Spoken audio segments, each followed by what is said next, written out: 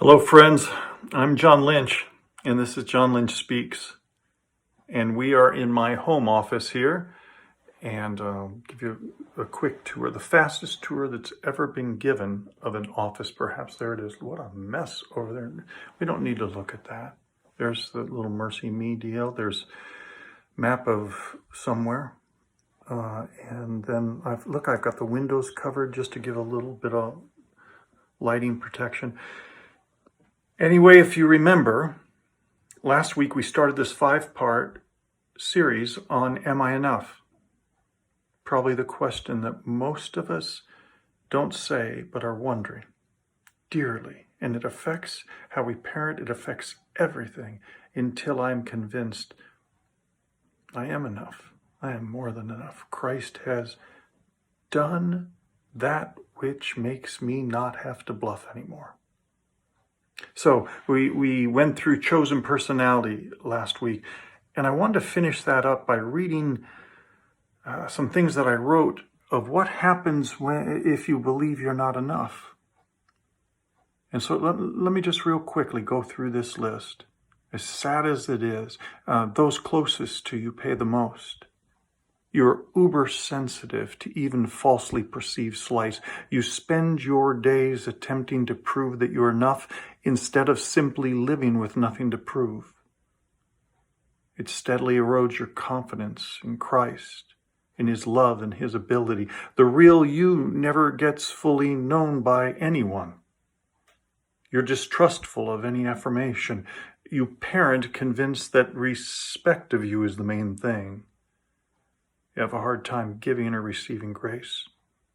You isolate because it's very hard to stay in public believing that others can tell that you are not enough. You hide your struggles, your addictions, your failures. Achievement becomes the hollow proof that you are enough, and defeating others is your currency. And sadly, people receive your talents, but not your person.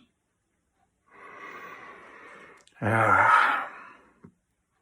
so we have to give life and power and truth that can devastate that lie, because we are enough.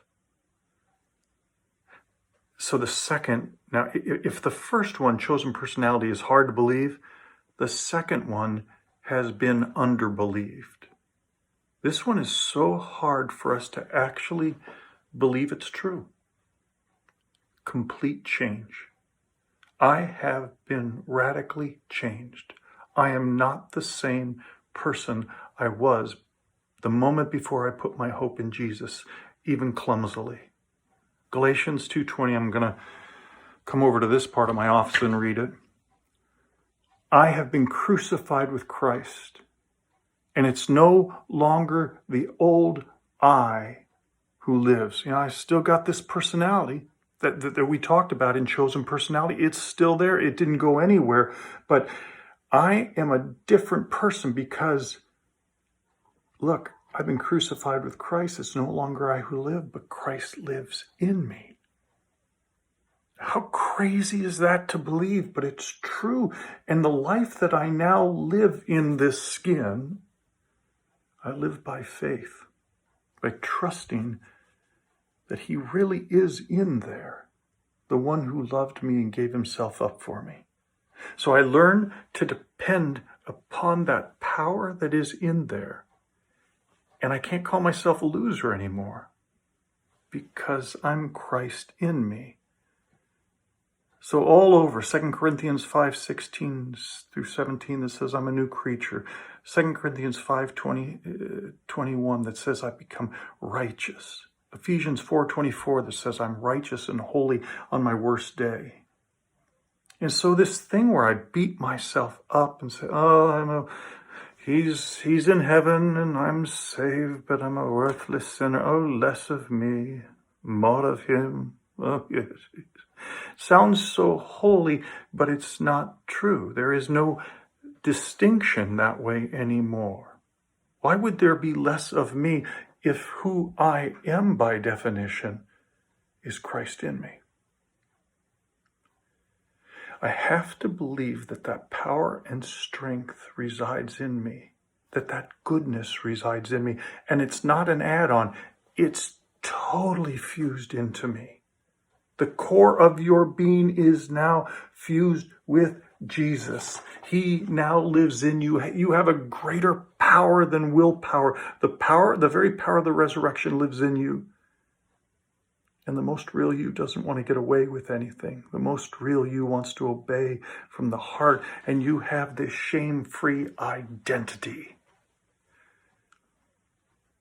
So if it's true,